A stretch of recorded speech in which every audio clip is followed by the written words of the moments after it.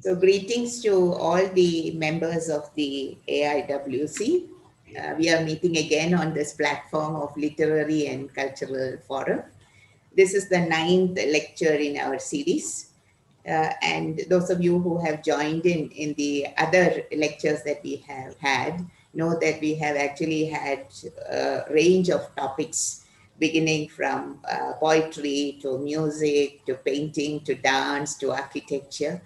But today we have something a little more serious because it concerns our young population in India, the youth in India, who have or who we all feel should be given quality education, the right kind of education, just not to make them better citizens of India, but also to make them upright, morally good, ethically correct, to love humanity, to go back to love nature around them. This is something that is missing in our education today. And this is something we as educators have always been thinking about. How can we make education meaningful and develop the whole personality of an individual, particularly of a child? We can teach them subjects, we can make them learn it by heart and reproduce it, but which we have been doing for a very long time.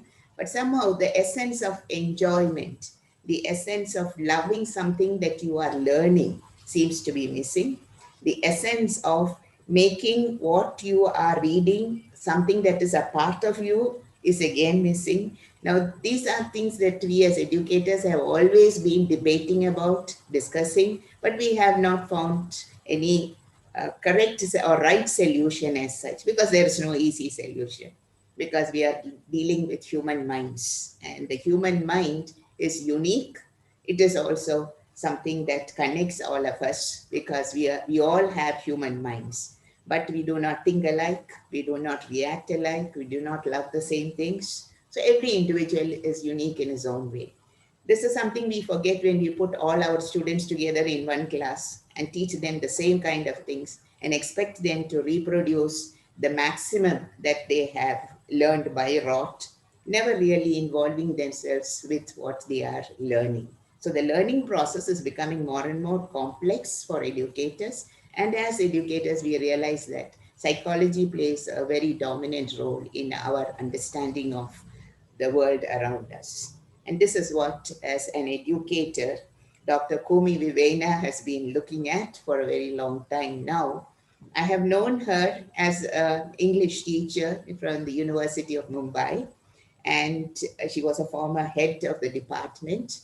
But when we were all concentrating on literature and literary studies, she took another PhD in education, even while she was teaching at Bombay University.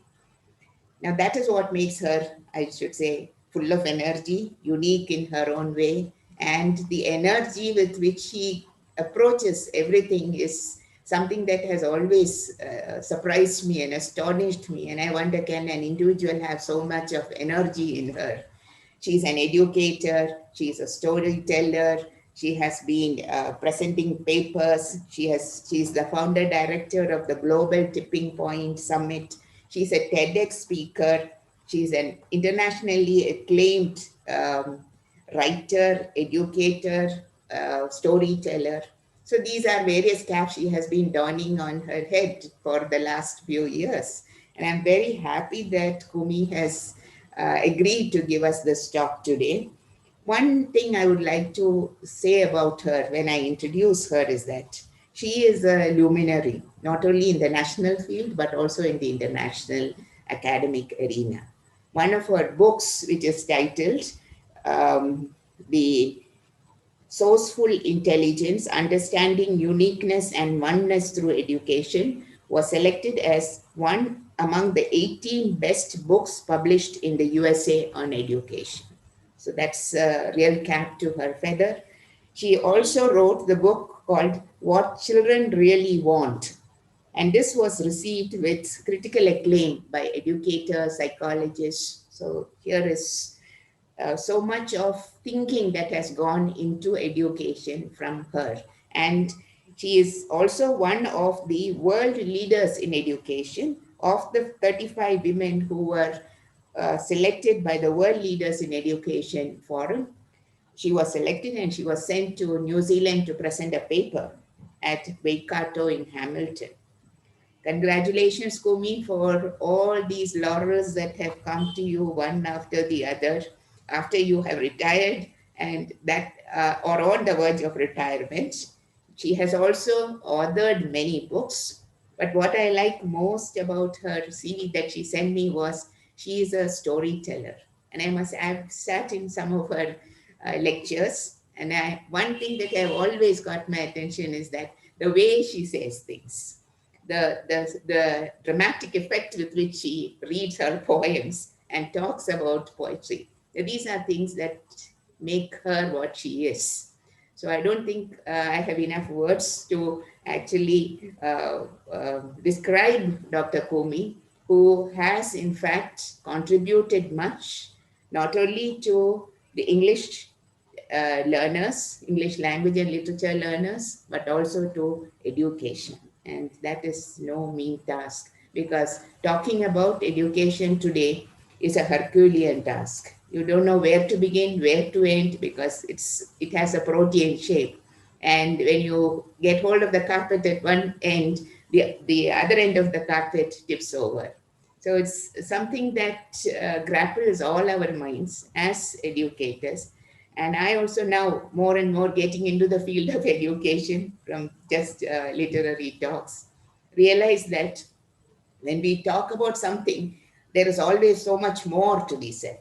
And we are waiting, all of us are waiting to hear what Kumi has got to tell us about rethinking education. So a very warm welcome to you, Dr. Kumi Vivena, to the AIWC. And once again, greetings to all the members who have joined us today.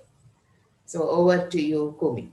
Thank you so much, Jamila. I am humbled by all your kind words, but let me say that I cannot rest on my laurels even for a second, exactly as you said, because there's just so much to be done and areas that you've not thought of. So I'm very grateful to you for the invitation, grateful to all the others as well, to the Women's Forum. And I will humbly just present my views at this particular session. If you disagree with me, please feel absolutely free to say so, because it'll help me, it'll make me think deeper. So today's presentation is entitled Answering the Evolutionary Impulse by Rethinking Education. And let me tell you something. Now, you've heard all that Jamila said, but the truth is that as a kid, I hated school. I was regarded as a joke of the family because I kept writing to Santa Claus every time it neared Christmas that I wanted a blackboard and a chalk. And the family would laugh and say, this little stupid who gets a 29th rank out of 32 students wants to become a teacher. And I hated studies, but I wanted to become a teacher. My mother had to tie me to the chair, and I would want to take the chair and run because I hated studies so much. So I don't think anyone knows what it means to get bored more than I do, because I was one really bored child and would do everything and even act Machiavellian when it came to wanting to escape education. So this is one of the greatest ironies of my life. One day, Santa Claus wrote back to me saying, stop asking for a blackboard and chalk and ask for something which normal girls ask for. And the fun of it is that nothing, the contents didn't touch me. I ran to my dad saying, see, Dad, you and Santa have the same handwriting. But it didn't change my decision to become a teacher. And then it continued in this manner. I was the despair of my parents. They thought that after 7th standard, they teach me a little sewing and cooking and get me married off. But when I entered college, which was a miracle, one teacher changed my life. And I knew I wanted to become an inspirational teacher, not a motivational teacher, but an inspirational teacher. And I set out genuinely trying to model her. And I found that one of the things she did was she made me love the subject, which was literature in this case. So that is a little bit of background to myself. The structure of my presentation is fairly simple today. I start with, there are 4 sections to it. What is the evolutionary impulse that I am trying to work with just now? The second part deals with how does the narrative of conscious evolution apply to us as educators?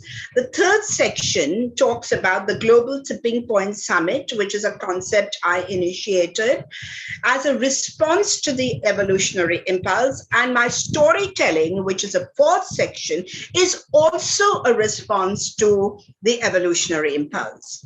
So let's start with what is this evolutionary impulse?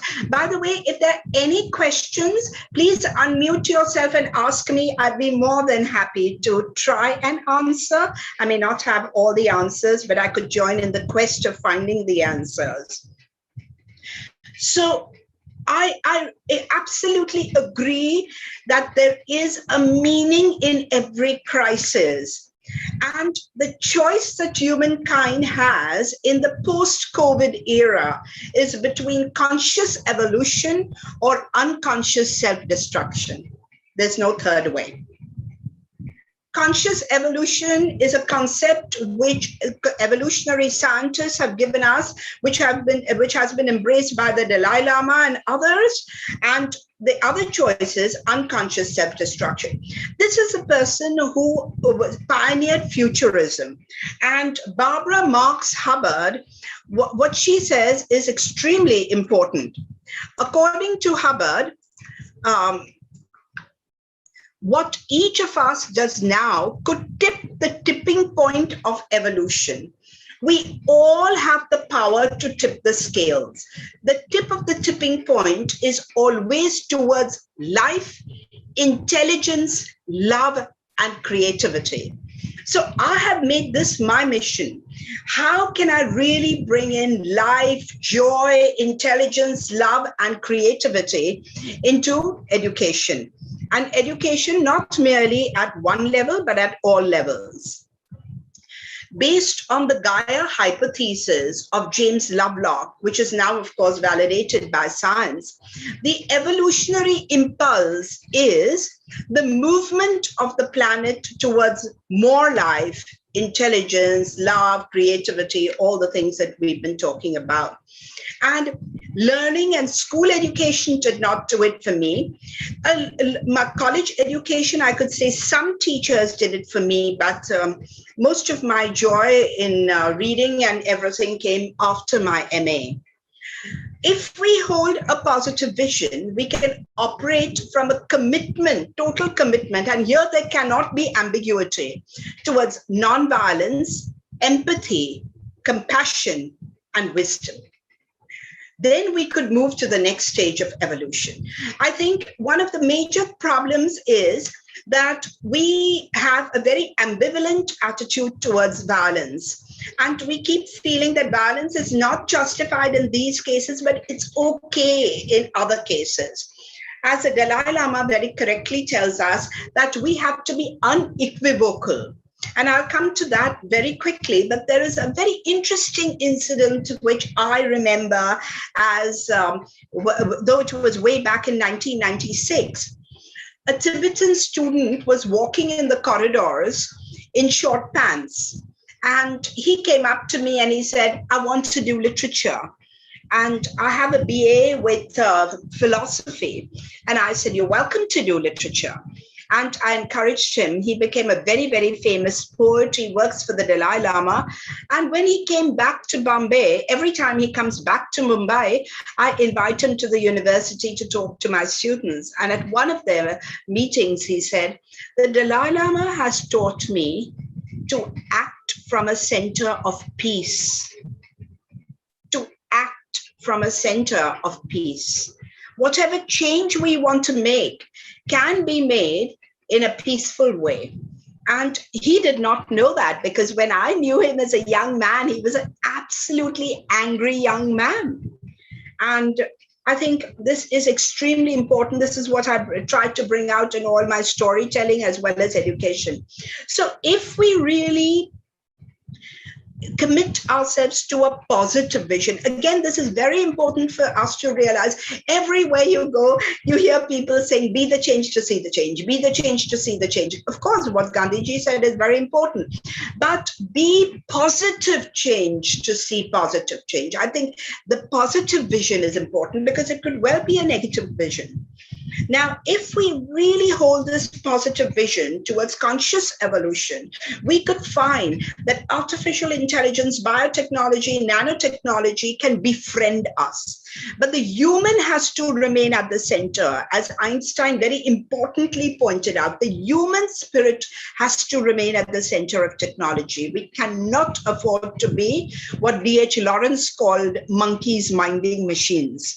So if we really hold this positive vision, then the more mechanical, the more mundane tasks could be taken over by AI, and we could be left free for higher pursuits. Now, immediately the thought that comes is, well, but then what happens to people who do these mundane tasks? The interesting thing is that 87 million jobs are going to be rendered redundant, but using those capacities, 92 million new jobs are going to be created. So we don't have to be against technology. We have to work with technology and work with ethics and an ethical sense. If we, however, continue operating from selfishness, greed, rapacity, and this has been a major problem of human beings, that even today you could very confidently say that there is abundance in the universe, there is abundance in nature. Nature can give us everything, but we human beings have this manic desire for material gains, which completely messes up the distribution system. So there isn't less food in the world. There is a lot of food being produced, but the way it's being distributed, who is hoarding it and who is reaping financial gains from it in unscrupulous ways, that is the problem. So if we continue working the way we do today, we could land up with a dystopia, a post-truth dystopia, where all our human rights would be completely trampled upon, and we would become mere bots, machines operating. And of course, today we know how technology is moving. Earlier, technology was outside us, but now technology is moving into our bodies. The other day, I read an article on artificial intelligence which said that kids will not need to go to school because one small chip will be put into their brains with a mere injection, and that will give them all the information that they need, so they don't need to go to school. Now, obviously, school and the education system has to rise to this challenge.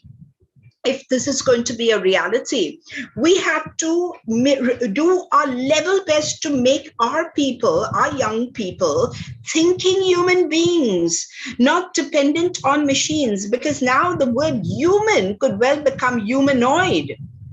So we are at this very, very interesting transitional stage where things could move either which way. And we do not want these capacities to be lost. I think today you will agree with me that more and more young people, they don't care for spellings. They don't care for grammar because the computer is correcting them each time they go wrong. They work only with a computer. International education allows a computer or a calculator into a math class. And it's whatever is regarded as redundant by nature is done away with. We know that we don't have tails anymore because we didn't need to use those tails. So what is going to happen to education? We have to be extremely thoughtful probe deep into the implications of everything that is being offered to us. It seems a great idea to take a calculator to class, and perhaps I would have done math at SSC level, which I never did because I have a numerophobia. But is this the answer? Do we want to disable children from doing mental math? Do we want them to be poor spellers and say, well, they don't need to? And the argument of a lot of teachers is, why do they need to learn proper spellings? Why do they need to learn proper diction or grammar when they have all the tools? Which means you are completely dependent on the machine. And that is where the danger lies. Now, if we embrace this concept of conscious evolution that futurists like Barbara Marx Hubbard, Neil Donald Walsh, and several thousands of others all over the world are giving us, we could see three kinds of evolutions if we only embrace this concept. The first evolution is the evolution of consciousness, a deep sense of global oneness triggered by self-awareness, Atma Gyan, and self-regulation. How do you manage yourself? And this, we know that mental health has become a huge problem today. Jiddu Krishnamurti was among the very first thinkers, and I had the deepest respect for him. He was one of the first thinkers who said that what we need in education is a change in consciousness. We come to that later. The second kind of evolution is self-actualization, being the best version of the person you can be at both the individual and the collective levels. So social evolution can only be triggered by socially minded, ethical people. And that evolution is again possible if we embrace this concept of conscious evolution. The third is technological evolution, where we are guided by ethics. Today, we have futurists like Gerd Leonard, the Austrian futurist, who says that if we do not really abide by the principles of digital ethics, we will be lost. Vandana Shiva has this amazing book where she talks about how 1% of the people have more wealth than the rest of the world put together. And she calls this concept Earth democracy is shattered by them, which is so true. So we do need ethics. Guided by ethics, we could remain masters and not slaves of machines. And I don't think I need to belabor the obvious, because many of us have seen, even on the home front, how little interaction there is among family members because everyone's fobbing on their phone. This is a new word that has entered the dictionary, fobbing. Yeah. So again, is our interaction with the machine more important than our interaction with human beings? That brings me to the second part. But if there are any questions, anything, I'd be very happy to answer. If not, I'll carry on. If you have a question, please unmute yourself and ask.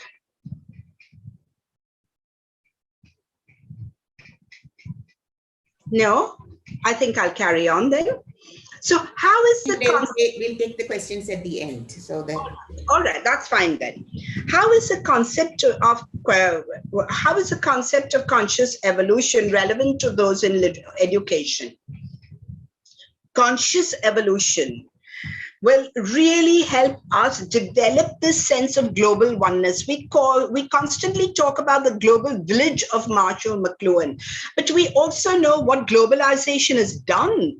Globalization, because it has been practiced by unethical collectives and individuals, has actually widened the gap between the haves and the have-nots. So self-awareness and self-regulation, this could be the change in consciousness. The social evolution, what can education do? It can assist self-actualization. And I think many of you would know that this is a term which has come to us from the positive psychologist Abraham Maslow, who created man's hierarchy of needs and said that self-actualization, which he earlier called transcendence, was a basic human need in the hierarchy of needs. So we need to evolve into the best versions of ourselves. So the concept of subconscious evolution could assist self-actualization at the individual level and at the collective level, at both.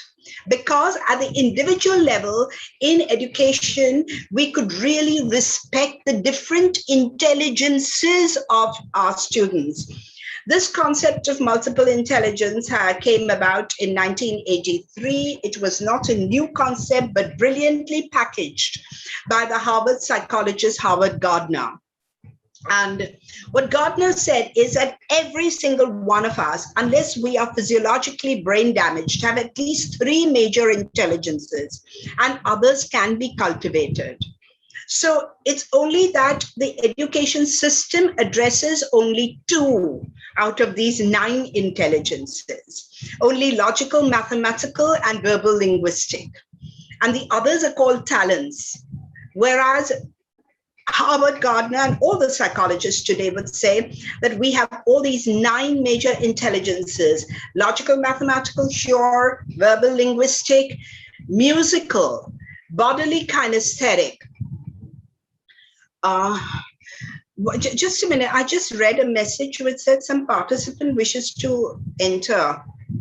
If somebody else can get that person in, that would be nice, because I didn't get the admit button here. I already admitted. Yeah, I don't know why you got that. I'm sorry. Oh, that's all right. That's perfectly all right. So we have 9 intelligences, and those include personal intelligences like interpersonal intelligence, intrapersonal intelligence. These were called people skills earlier, soft skills. They're not soft.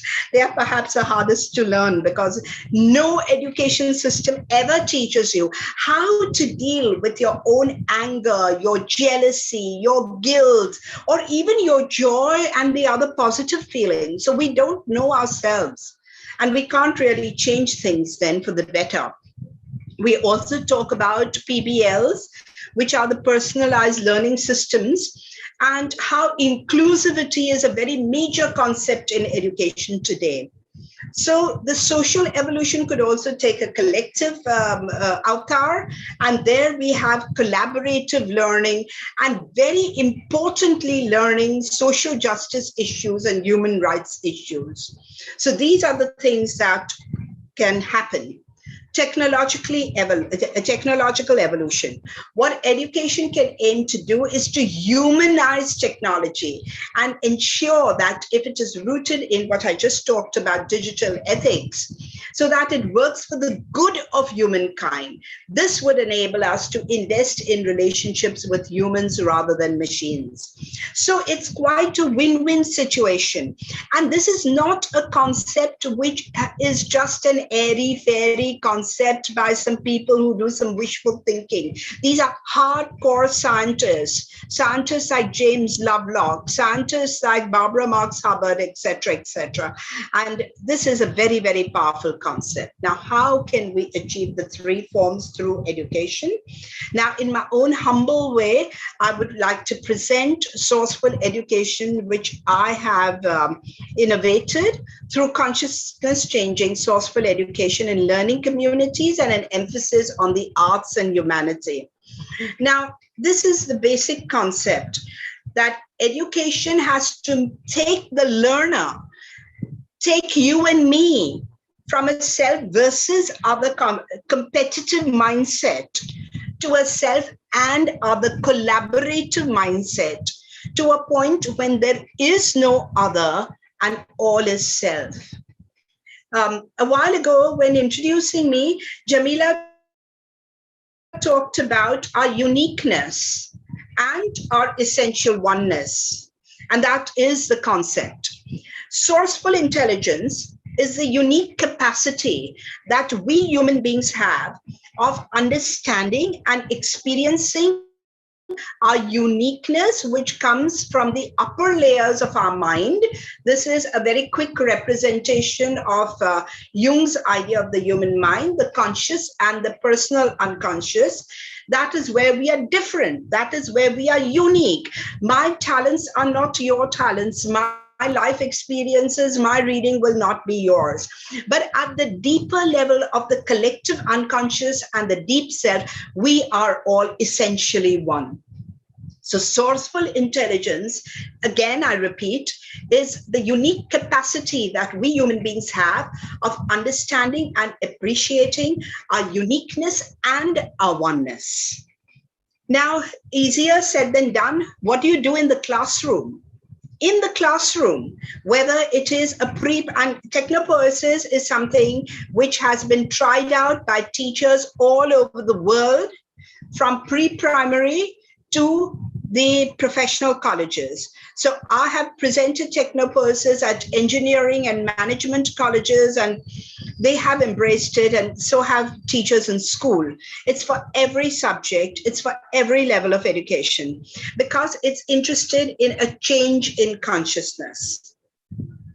I spoke a while ago about Jiddu Krishnamurti very strongly saying that unless we really have a change in education, in mindset, in consciousness, where we start thinking peacefully and ethically, we cannot progress. And that idea has been endorsed by Sir Ken Robinson, Yuval Noah Harari, who's now catapulted to fame with his 21 lessons for the 21st century. All are talking about the same thing.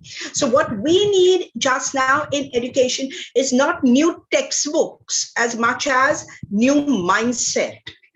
So TechnoPurse just follows 5 simple stages. The first stage is whatever you teach must be relevant to the kids. Why would they want to learn? Why would they want to know about Shakespeare, who wrote "And thee, thou, thou, thou, dum" 450 years ago, unless I really tell them the contemporary relevance of Shakespeare? And there's less telling and more unearthing. So through questions, etc. The first step is relate. The second step is stimulate. And when you stimulate, you really excite the learners into understanding the unit of inquiry themselves. And that is done through activities and through a lot of questions. A model of Socrates, how through questions you can bring it out. Now, these first two steps are rooted in the self versus other consciousness, because the way I relate, the way I'm stimulated will be different from the way you are. The third and fourth stage, which are marked in blue, we come to a collaboration. Collaborate and advocate. Collaborate is where you get children working in groups and a completely new way of testing children. So assessment has to go through radical revisioning, where the process of learning is examined and not the end result. Not just regurgitating and vomiting it out on paper, which again, Jamila spoke about. So when you encourage children to work collaboratively, you're encouraging them to become thinkers, you're encouraging them to become researchers in their own right. And where I have worked with children, and even children who the teachers have told me are not bright, have come up with some amazing projects and results when they've worked in groups. So collaboration, advocate. Now, action is extremely important. If the unit of inquiry is relevant, then it has to result in action. I don't have the time to develop this and to illustrate it, how I would do it in a literature class or in a math class or in a science class, but this happens in all classes. And the last one, the most important, the one in red, is awareness of our essential oneness, that we are part of the same chitta, we are part of the same matrix, we are energetically interconnected at the quantum level. We can't get away from it. And this sense of awareness is extremely important. Then you don't need your SEL as a separate subject in school. So through learner-centric ways of teaching and assessing H teams, I recommend that we work not with STEM, science, technology, engineering, math, because we tend to worship them. They are just one of the intelligences, but we also bring in humanities. Therefore, H team stands for humanities, technology, engineering, arts, math, and science. And that, if we really work with these two concepts of sourceful intelligence through TechnoPurses and through H teams education, we can achieve a lot. We can help children develop all the 21st century skills, or now as it's better called competencies. 3 being at the more individual level, critical thinking or critical reflection, creative thinking, and change orientation. I think this change orientation is vitally important. Children must develop mental flexibility because, as we are told by futurists, humanity has changed, will change more in the next 20 years than it has in the past 300 years. 300 years. In 20 years. So, as I said earlier, jobs will be rendered redundant. If you train to become a chartered accountant or a pilot, you may find that drones fly, boats fly the planes better than we do, and those jobs become redundant. So now the emphasis has to be more on skills and competencies rather than on information. And that is what we have to do with our curriculum and our teaching pedagogy and our assessment. The other 3 skills are marked because these are extremely important: compassion and empathy, collaboration, and communication excellence. Unfortunately, language, though it is an extremely powerful tool, is often used to lie, to misrepresent. Secrets and silences and distortions is what we constantly do with language. So communication excellence rules that out. So with my belief in these concepts, I thought of creating a summit which would be different. And I called it the Global Tipping Point Summit, which is rooted in this idea of conscious evolution and the 100th monkey story. I'll quickly tell you the story. Scientists on different islands in Japan were observing monkey behavior. And on one particular island, they saw there was a little baby monkey who was a natural leader. They called her Emo. The scientists used to give them sweet potatoes in order to befriend them. And little Emo one day took her sweet potato, washed it in water, and popped it in her mouth. And it tasted nicer without the mud and grime. So her friends started imitating her. And finally, the adults always catch on late. That's the stage aside. But what you'll say, well, that was simple imitative behavior. What happened very interestingly was that other monkeys on other islands in Japan started washing their sweet potatoes. Scientist Rupert Sheldrake explains this as the morphic field theory. According to Sheldrake, and now, of course, several other scientists, if a certain number of people or any member of a species repeat a certain thought or action, it becomes a part of the collective consciousness of that species. Therefore, every teacher is important.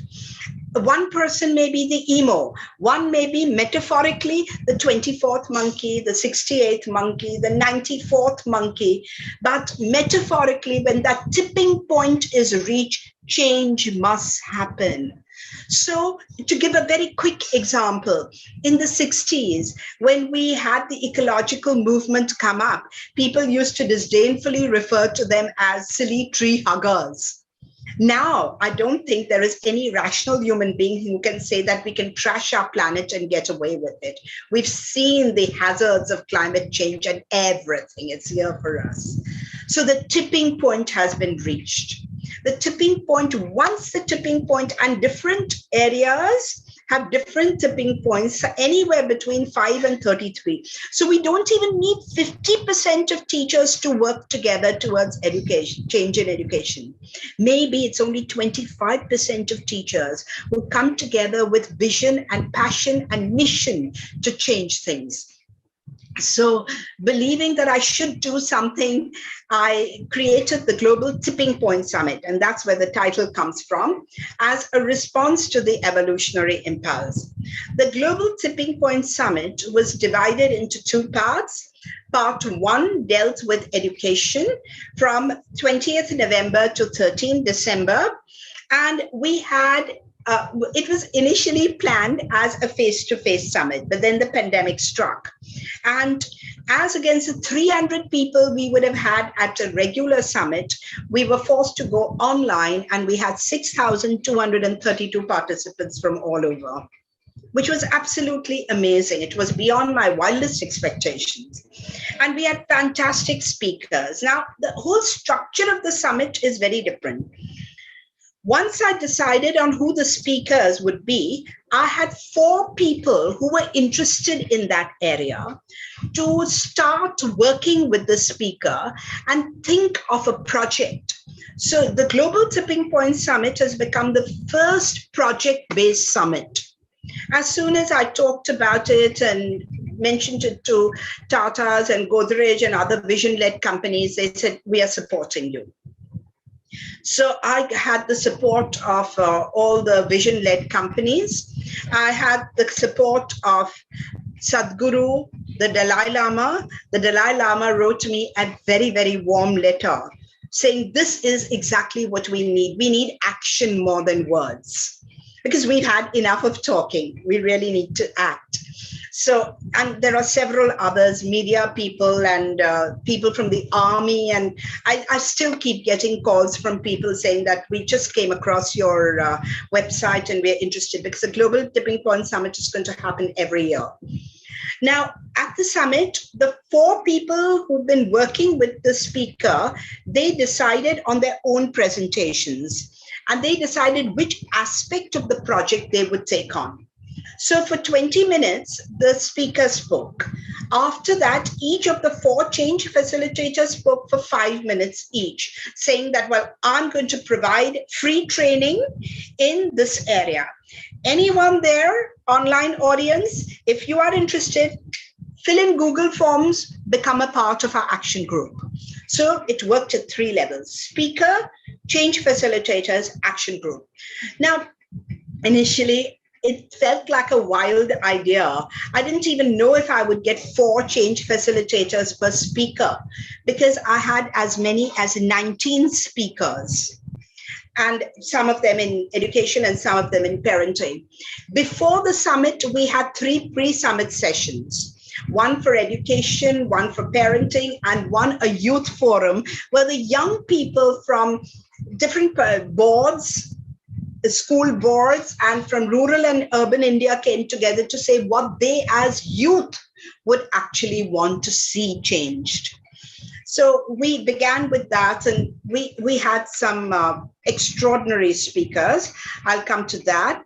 But it was attended by policymakers, education board authorities, principals, teachers, professors, parents, and caregivers. We encouraged the parents to attend the education summit, and we asked the educators to attend the parent summit so that there would be dialogue between these 2 groups, and we would stop the pity parties and blame games. Then we had counselors, librarians, and students, very importantly, students. Now, all this information is available on the website, and I'll be giving you the website address, but very, very briefly, we want to create the concept of an ecosystem, a learning ecosystem and not system, because systems are very rigid. Ecosystems talk about interconnectivity. So for years and years, we've been talking about teachers as change facilitators, a wonderful notion in itself, except that the teacher still holds center stage. So can we really move that to an ecosystem? That was the first idea. Also, we wanted to shift consciousness from the old isolationist mode rooted in lack to a new matrix model rooted in abundance. The very concept that there are some students who are bright and some who are not bright is completely done away with, because as I said a while ago, we've been told that every single child is born with 3 intelligences. So if we cannot trigger that, the fault is ours. It's not the fault of the kids. And to help prepare the youth to achieve the 17 sustainable goals that the United Nations has been talking about. To create a white paper and give it to the policymakers and to the government and tell them what we've achieved. The action groups are working brilliantly right now. 352 people are working after the Global Tipping Point Summit. And that is not including the 64 change facilitators who are actively doing the training. And of course, by 2025, we want to reach out to as many people as possible. I already explained this, that we have world-class visionaries as speakers. We have the far and the belly change facilitators who are providing training, and every single person has been working free of cost only because they believe in the vision. So I'm so humbled. There is no arrogance whatsoever. They just can't be. It's just beautiful people around me. That's it. And the action group members.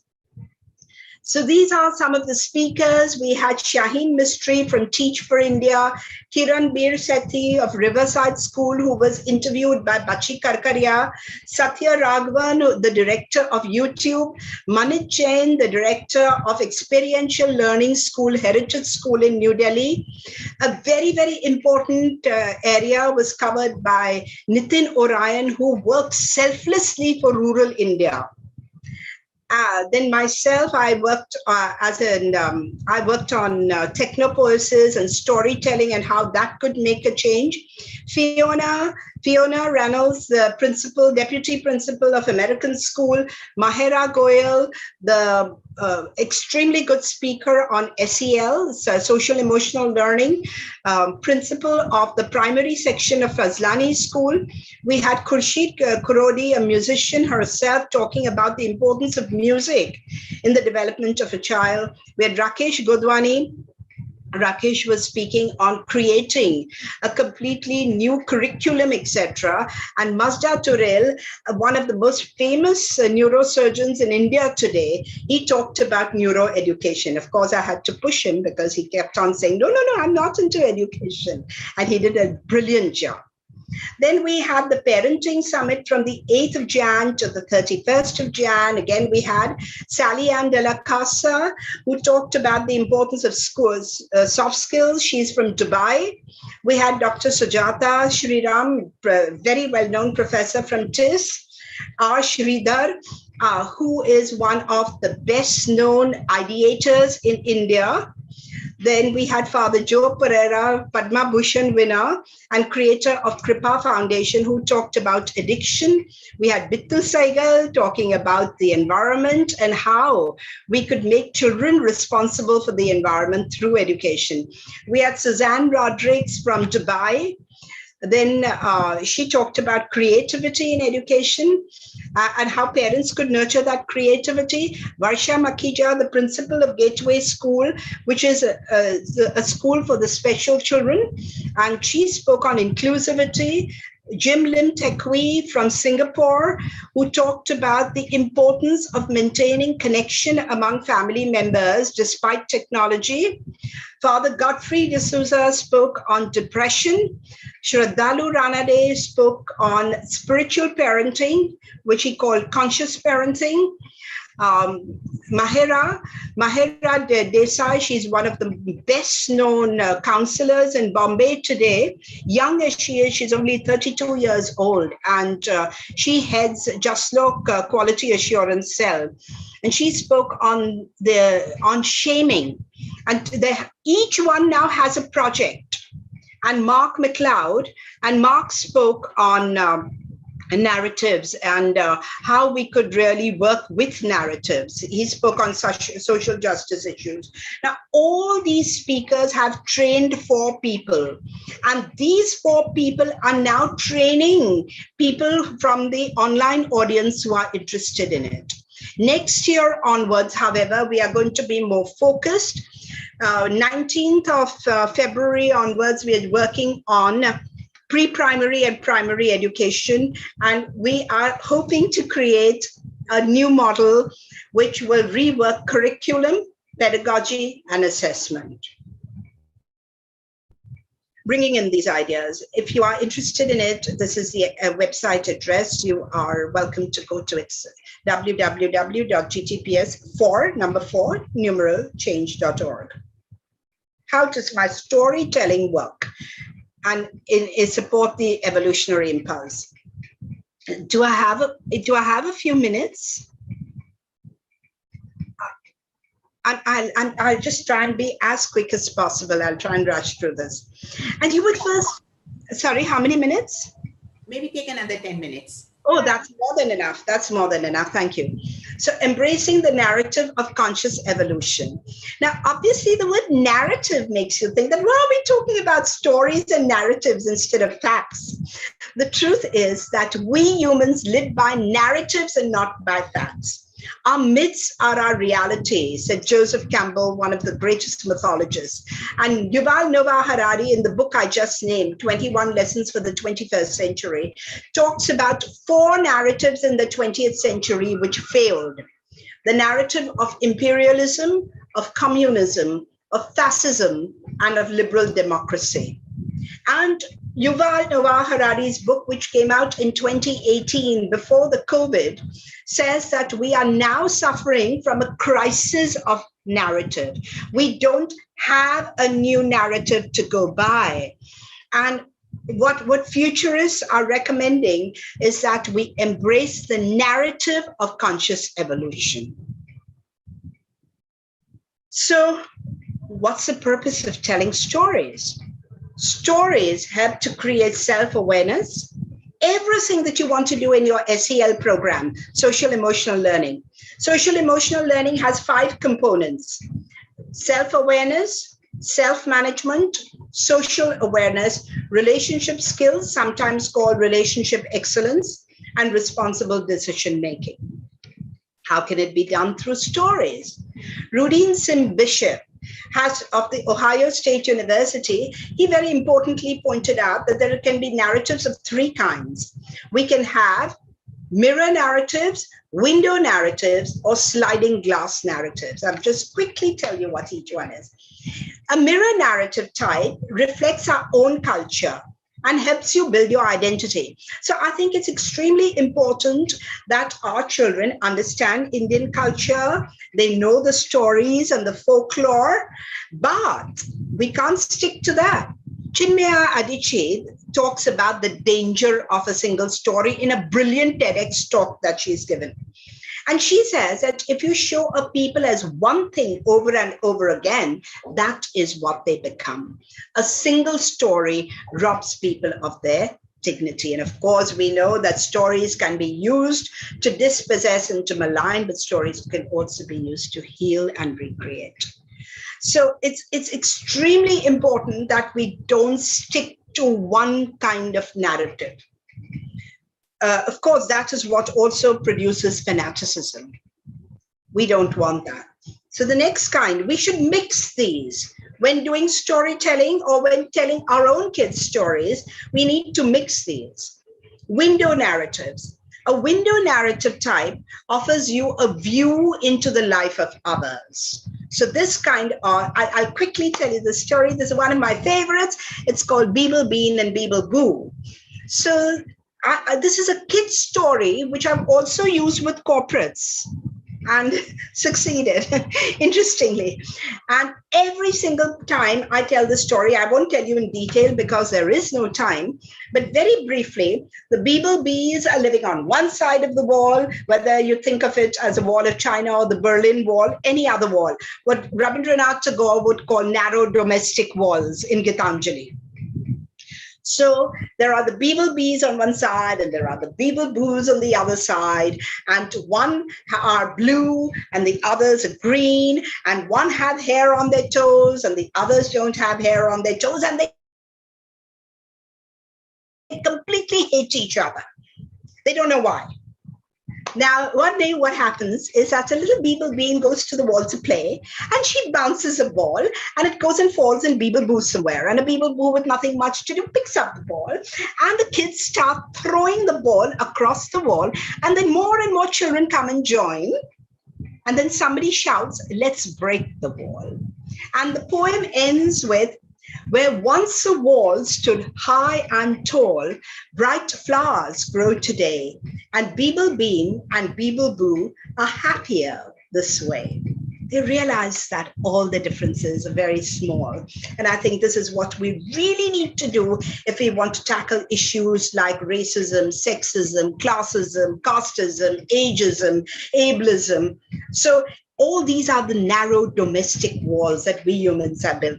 Now, whenever my group and I tell stories, we never stop at the end of the story, nor do we ask them the stupid question, what is the moral of the story? Because that kills the joy of storytelling for the kids.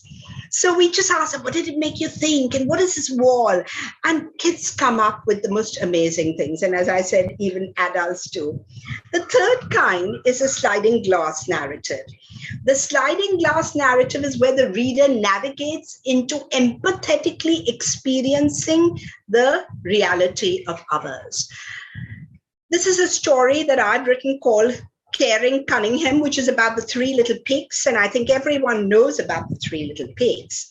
And here, the whole story that I've narrated is from the viewpoint of the big bad wolf.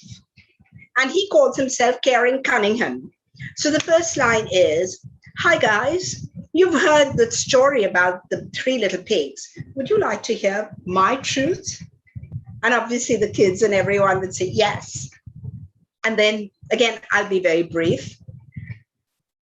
I am a very caring, very well brought up, very well mannered, ecologically conscious wolf. I wanted to get married and start a family, so I moved into a bigger house. And I wanted to decorate the house as best as I could. I did all of that, but suddenly remembered that it was Grandma Gorgeous's birthday and I had everything to bake a cake except sugar. So I went to the house of my neighbor, the first little pig, and I said, little pig, please, may I come in?" And he said, "Not by the hair of my chinny chin chin." Now, as I told you, I'm very well brought up.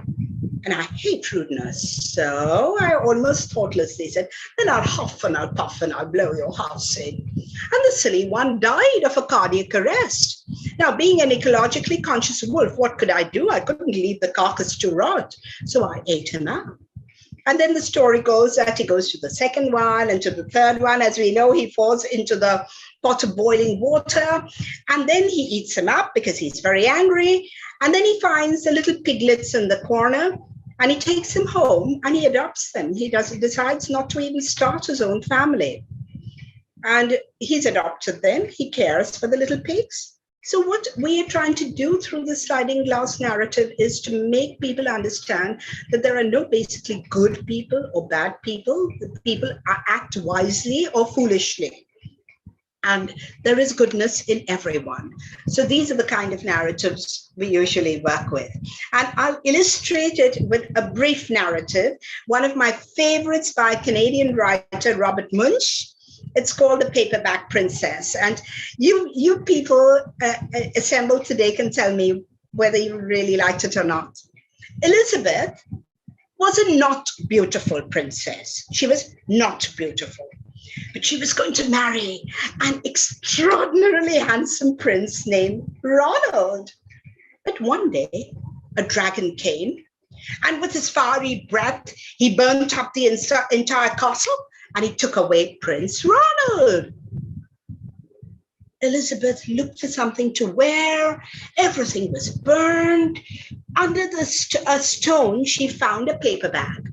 So she wore that paper bag, and she went to the dragon. She knocked at the door and said, "Hey, dragon." He stuck out his nose and said, "A princess. I love eating princesses, but I'm a very busy dragon. I've eaten a whole castle today. Come back tomorrow." And he banged the door shut.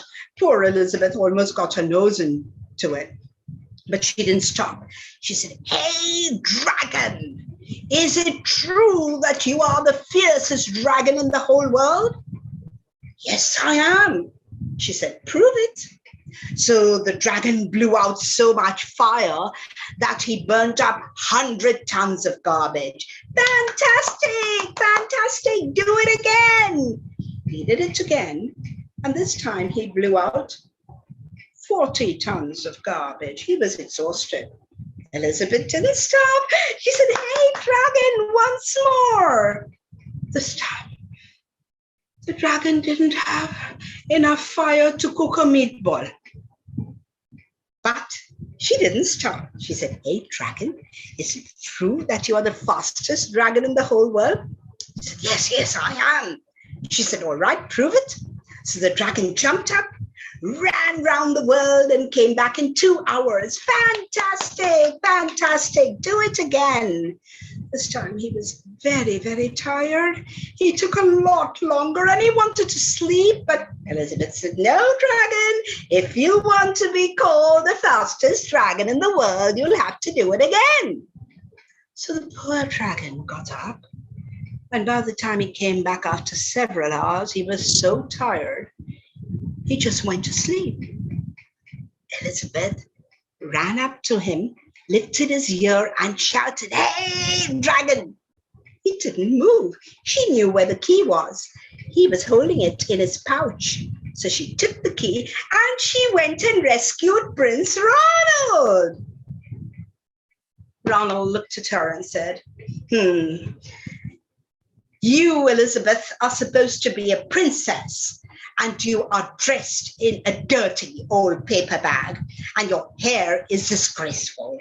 Please come back when you're dressed like a real princess. Elizabeth said, Ronald, you're handsome, your hair is well parted, your clothes are neat, but you're a bum. And they didn't get married happily ever after. So when I do the story, it's so lovely because she outwits the dragon. There is no killing, there is no slaying. She just uses her head. And again, there is, of course, a role reversal because it's not the damsel in distress who's being rescued, but hundreds of interesting things that kids will come up with when you do this kind of storytelling. So when you do this kind of storytelling, you are inspiring children into believing that it's possible to think non-violently, to act violently, and to solve all your problems in a non-violent way. So all my work is committed towards that. And that is why I think of myself as one of the 100th monkeys. And I'll end with my favorite quote from Elizabeth Barrett Browning: earth's crammed with heaven, and every common bush afire with God. But he who sees takes off his shoes. The others sit around and pluck berries. So it's our choice. Do we want to be berry pickers, or do we want to bring heaven on earth? Thank you very much. Thank you for your attention. Thank you, Dr. Komi Vivena. That was a wonderful presentation. And I love the stories, particularly the last story. And I'm sure those who have been listening to you would have comments to say. So let's take those comments first. Sure. Can I ask something? Please do. Dr. Kumi, you're so good in storytelling. I wish we had more time to listen to you narrating story. You're so good at it. And as a teacher, I also feel that education, the present education must change. We are only letting the children vomit what they have learned. That is not enough for their thinking. No, and I really appreciate your project on this changing education. And you have so many selfless people helping you. So may you succeed in your venture. Okay. We hope you also join, or we need more. We need to reach the tipping point. You will, I'm sure. With this thing, you will definitely, I'm sure. So all the best, Kumi. Thank you so much. Thank you so much. We have a comment in the chat box from Bhuneshwari. Would you like to talk, Bhuneshwari? What she says is excellent narrative. Sure, the children would be so amused and would be glued to hear your story. we did throughout your talk. Wonderful talk. Gunesh, would you like to add something to that? Yeah, actually, I wanted to say that initially, of course, the story was really, really well narrated. And I'm sure the kids, to whom you're telling the story, I mean, I myself felt like a small child, giggling, sort of. That was very nice way of doing. And of course, talk was also really great and quite, a lot of things we could understand, particularly about, the first thing you told about inspirational teacher and motivational teacher. So suddenly I was thinking, what is the difference, inspiration and motivation? Then, of course, I wanted to ask you what it is. Yeah. Motivation comes from outside. Inspiration will come from within you. So if your imagination is fired, you will be inspired to do something. You will not be dependent on an external stimulus. Yeah. Actually, as you were talking, these days one can go to the Google and ask anything, So I just had this doubt and I asked, of course, I got the same answer. Then, of course, I realized, yes, inspiration means inspiring somebody to do it. Motivating is, sort of pushing somebody to motivate somebody. When I do my teaching in classes, and I use TechnoPurses, and we take children deeper. They love the deeper questions. And because that really makes them mull over important issues in the safety of the environment which is created. And I think we create a very safe environment and tell the students that there is absolutely no one whose comments are absurd. So just feel free to talk about it. So everything I teach takes them deeper into whatever they're learning. Whereas it would be very, very simple. Now, Google can, for instance, let's take a simple poem. Let's take William Blake's Tiger. Now, Google can give you everything about the tiger. It can tell you the structure, sound, sense, give you a line-by-line analysis. It can't take you any deeper, because it just doesn't do that. But in the classroom, a teacher can take that. It's the same creator who has made the lamb, who has made this ferocious, amazingly beautiful animal in the tiger, etc., etc. So I think we underestimate children and we feel that they're not capable. I have come across the most wise comments from young people, and I have great faith in them. Yeah, you're right, Komi. My experience has also been that, like you will never think that children will come up with so much of creative thinking. Absolutely. You leave it open to them, and I mean, their imagination goes far beyond that of adults. Absolutely. Because we don't give them that space in our classrooms. Right. They don't develop that creative thinking. Actually, when they are being taken through the 5 steps of TechnoPurses, they are already into very deep thinking, and they connect learning with life. Learning does not remain in a silo, separate history, separate geography, because through interlinking, we bring it all together and we connect it with life, and then we connect it with deeper ruminations on the sense of oneness, for instance, with which TechnoPurses ends. Jamila, can I ask one question? It's just one comment that Dina has said, that it is a super narrative. Would Dina like to ask something? Yeah, I think Dina and Ashita, Amita, they are all our members who work with children who are in schools, who are running schools.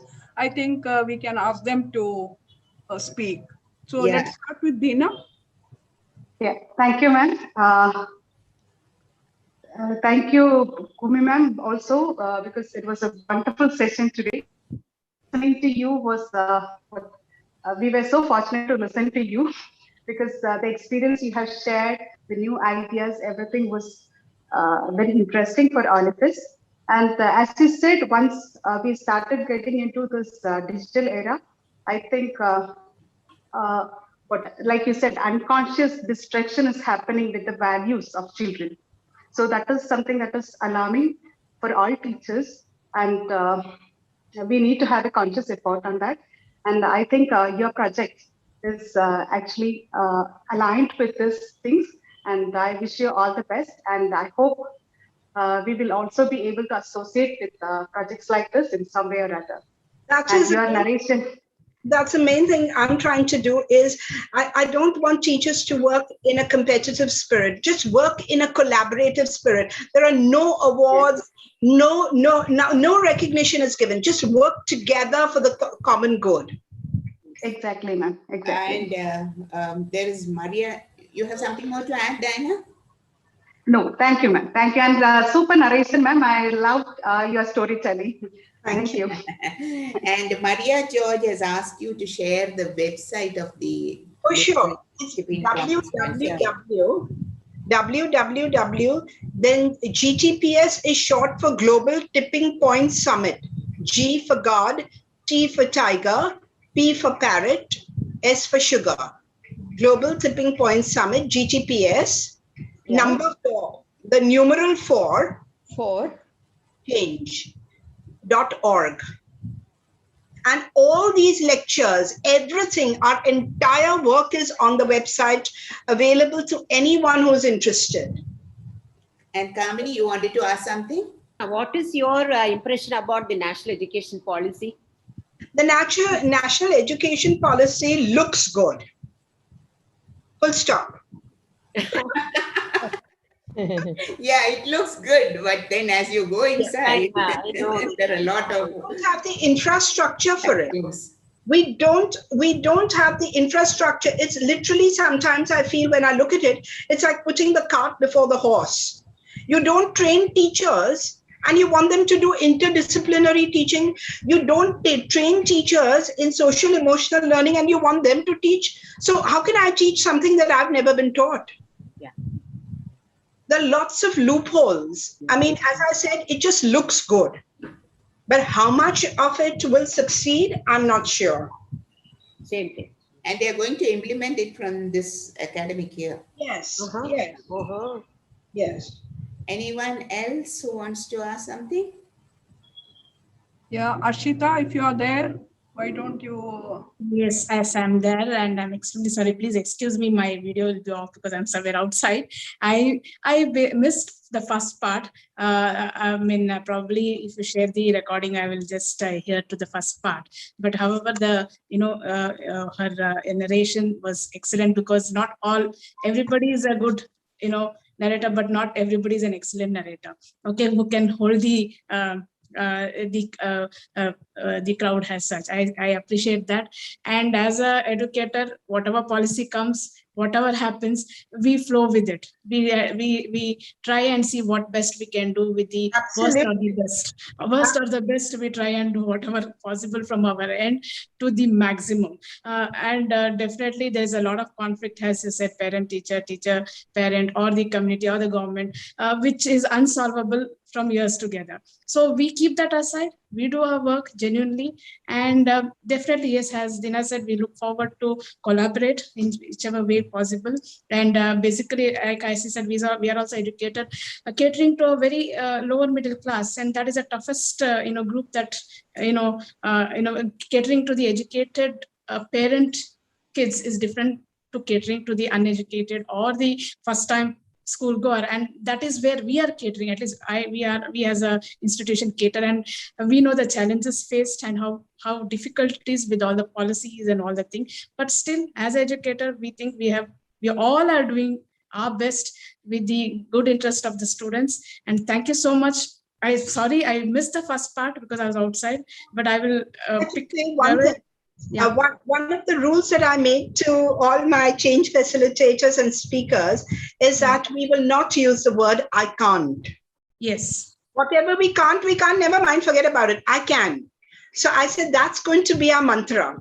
I can. So what can I do? What can you do? What can she do? So we pool in our resources that way.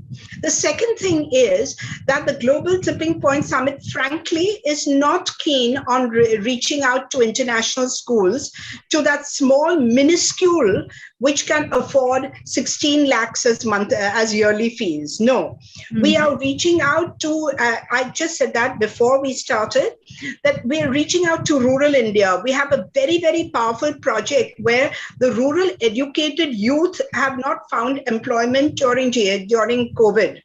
And we have found places, we've found companies which are supporting them, and they are going and taking the school to the homes of children. Now they're doing TechnoPurses, they're working that way. So we are interested not in that very small, minuscule, less than 1% of the population, which can afford to send their children to international schools, but we are interested in the population of India, the larger population, and the underprivileged. And many of our projects are happening in underprivileged schools. Great. Probably we will, connect in some way. As you said, it's not only rural, even in the city, we have the poor and who are uneducated, large number of uneducated in the city also. As I said, we also cater. Definitely, we look forward to, collaborate and exchange ideas. Yeah. Thank you so much. One of the things I lack and where I would like to rope Jamila in is Jamila is an amazing coordinator. I've seen that at all her seminars. Here, my summit coordinator, Donna Reen, and I are the only two people working, and we are working. So Jamila will have to advise me how to outsource, how to get more people in, and otherwise it's just so exhausting. And alongside, I'm looking after my 10-month-old granddaughter. So I know, the little one. Thank you so much. We have something in the chat box. Maria George says that there is no doubt the education system needs to change and the efforts put in are admirable. Let us hope that we can bring about a very positive change in the years to come. Thank you, ma'am, for the excellent any of you know people, story narration. It's really good as far as any of you know people who would be interested, especially people who are policy makers. Now, we are going to actually pilot all this work. We are going to try it out in schools, and then we are going to give it to the government. Then we don't know what the government is going to do with it. Yeah, as I was telling you, Kumi, we the State Institute of Education and Management and Training, which is a part of the state government of Kerala, they are actually spearheading this notion of bringing out a journal where new ideas will be put together and reached out to teachers for their training. I submitted my article, and he wrote back to say that he was pretty thrilled with it. Yeah, I heard about it. I heard that it had reached CMAT. Yeah. But anyone who's listening in and would like to contribute, please do get in touch with me.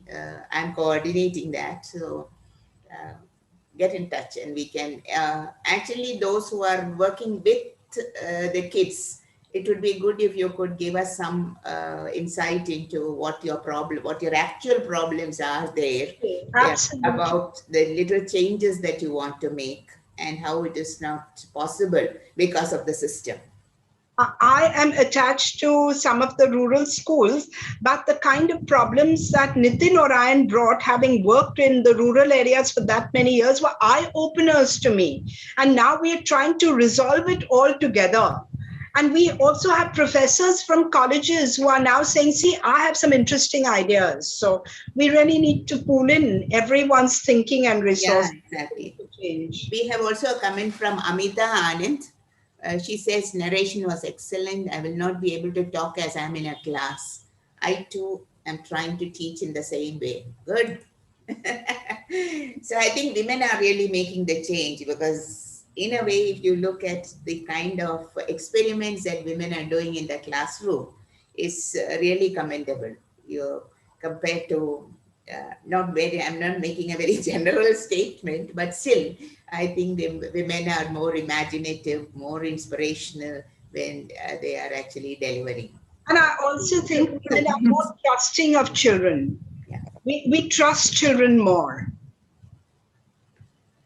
No, that especially what she said, that women are coming with creative, that is been actually strongly viewed in this year period, where I think generally the men are rigid on their the traditional or the way they used to teach. But women, I think, have found ways of trying to change their teaching methodologies and trying to grasp the attention of the students and coming out with the I really agree with what she said.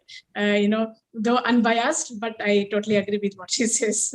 Yeah, I think it is because of the mother-child relationship, like mothers know how to cajole them to do things, or you do so. Yeah, there are many ways in which you can get a child to do something and to learn something. But I'm not sure fathers are that good with it. But of course, there are exceptions. Of course, of course. Are there any more points for discussion? Can I say something, please? Can I say something? Yeah, sure. Rekha Sali from Bombay. Yeah, Yeah. Rekha, please go on. Yeah. I actually wanted you to meet Kumi because she's also in Bombay. And Yes. I wanted to put her in touch with the branches in Bombay. She's interested Okay. in associating with AIWC. Yeah. Rekha Sali, I'm sorry I joined a bit late, but Kumiji, your narration was so excellent that I felt sorry that I had missed the first part, and I actually felt that I could go on and on and on listening to you. I mean, you were too good. And as Mrs. Kamini also said, that what we are teaching the children is they are just learning by heart and just bringing it out. How much of it they have understood, how much of it has been registered with them, we really do not know. So I think this change that you are trying to bring about is really absolutely necessary at this point. When I say we are talking about change in assessment, we want to move from assessing learning to assessing the process of learning. Absolutely. And as Ashita said, that whatever is the situation, as teachers, they try to do their very best. But I really wonder, because they are just doing their job. So I think that also their attitude, the attitude of the teachers also, I think needs to change a little. So that something new can be adopted, You are absolutely right. But when you talk to school principals, they say, no, any new course on digital technology or a new device, they will embrace that. But here, when you talk about social emotional learning, how the teachers need to change their own thinking first before they pass it on. How can you ever pass on something that you've not received? Correct. So this is what they're not understanding, but it's okay. I can. Yeah, we try. Yes, you can and you will. And so that is exactly the mindset of the teachers also needs to be changed first, Absolutely. So I think you're doing a great job. And at Mumbai branch, whatever we can do, I think Usha can pass on my number to you so we can talk and let us see how we can go about it. Brilliant. Rekha, why don't you just tell her a little bit about your Street Children project and the Shraddha project? Okay, see, we are having a Street Children project where it is a daycare center. Okay. And we are having about 55 to 60 students at present. And we have got a place for them. And there we teach them everything under the sun, and plus they go to school. But they come to our center at 8:30 in the morning where they are given breakfast and milk. And then it depends on which school. We have only put them to different schools. At initially, up to the 4th standard, they go to the local municipal schools which are close by. And after the 4th standard, depending on their progress, we have put them into very good schools, All of them are not in one school, but if in Mumbai, we have put them to Poddar, we have put them in Vidyanidhi. So because we operate from Santa Cruz. So in that area, whichever schools are available, St. Lawrence Convent, we have put them there and we are paying their fees. And our children are doing excellent, not only in the academics, but even in sports, painting, everything they are doing really well. Right now, one of our students has got 91% in the 10th standard. Oh, good. And 2 years back, there was another one who had got 91 or 92%. So we have sent him to JJ School of Arts for Architecture. So our children are doing well. And once they are, till they go to school, they are at our center. Those who go in the morning come back in the afternoon and have lunch there. Those who go in the afternoon session have lunch and go. But by 6 o'clock, all of them are back in the center. And after having snacks and a little light dinner, some work is done. We are having about 6 to 7 teachers, and we are having a regular MSW coach who is taking excellent care of them. And tuitions are also taken. We are teaching them computers. We are teaching them English, because most of them can read and write, but they cannot talk. So conversation. I think what you're doing is absolutely brilliant, and I would love to carry on this conversation with you. And in fact, once our center is on, and once the situation in Mumbai improves a little, I will really invite you to our center so you can have a look there. Sure, my pleasure. It will be my pleasure and privilege. But just on before we part, I was just wanting to say one small thing. I don't know how one can really convince the government and the policymakers into believing that teachers need to be well paid and paid regularly. Because even during the COVID, I know that teachers are being made to sign and say that they are receiving 30,000 when actually they are receiving 8,000. You wouldn't do that in the corporate sector. And one of the reasons why the Scandinavian countries and Germany and all are doing so well is because they have the best minds in education.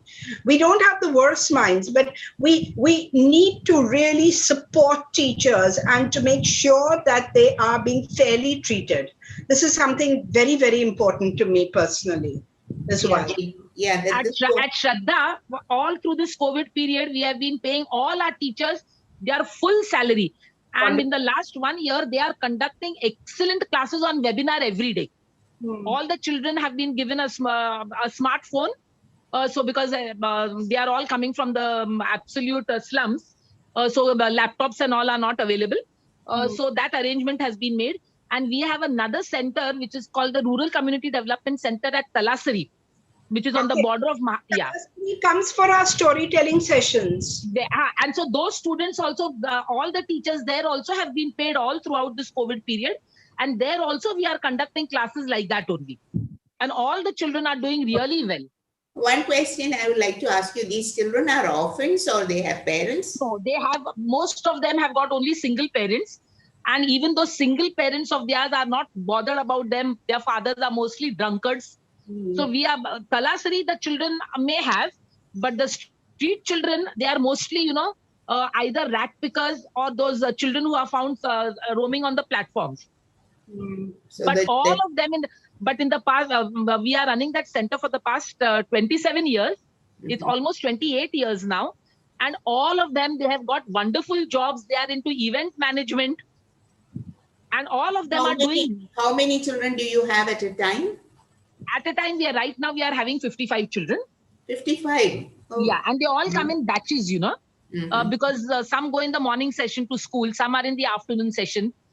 And the best part with these children, Mrs. Vivina, that I would like to tell you is that all these children who have settled well are contributing to our center as much, and that is the best part. Brilliant. Very good. It's payback, definitely. Yeah, it's very good. I often say this, that we have to admit that something is wrong with our education system. Correct. According to UNESCO, 264 million children worldwide do not complete school. They're dropouts or they've not received any schooling.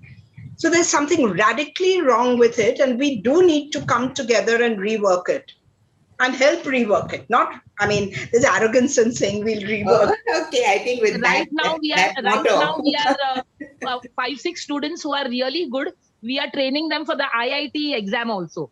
Oh, very good. So whatever we can do, we are really doing well. Very good. Let us see. That you're doing. Let us see. Congratulations. And I'm sure that is a very, very satisfying job, at Shraddha. It's so nice to see the children grow up in front of your eyes, I know. We also have an orphanage here where we are educating some of our kids, and they have all gone into colleges now. So it's very satisfying, as you say, to see their beaming faces at the end of the Yes. day. No, this Usha ji, this was really an interesting session. Thank you so much for calling us. Thank you, Rekha. And I'll give you the contact details of Dr. Kumi, and you can be in touch Just with her. fine. Just Kumi is fine. Yeah, and I'm sure that AIWC can associate with you and try to carry our work forward, because we also Yes, do yes. a lot of work in education. I'm sure with your help, we can do much more. Yeah. Yes, yes. And vice versa. Thank you. Thank you Yes, so much. and as all good things must end. Yes. That's also got to end. So thank you so much, Kumi. Sure, my pleasure. Very, Thank you. very inspiring talk during Thank you. last 1 hour that we have had. On behalf of the AIWC, on behalf of Usha Nair and the president, the local president, Mrs. Indra Nair, Mrs. Ramakrishnan. So we would like to thank you all for attending, and a special thanks to Kumi. Thank you so My much. pleasure. Thank you. I'll be in touch with you. Bye. Thank you. Bye-bye. Thank you. And thank you for all the participants for joining this very interesting session. We'll be having the next session the first Thursday of next month. We'll send you the details. And thank you, Jamila, for continuing this. This is the 9th lecture we are having under this series, and regularly for the past 9 months, we have been able to do this, which is really commendable, and all due to Jamila's efforts. Thank you so much. And thank you, Bhuneshwari, for helping in hosting the webinar. And thank you all other members and non-members of AIWC who have attended. Thank you. Thank you very much. Bye-bye.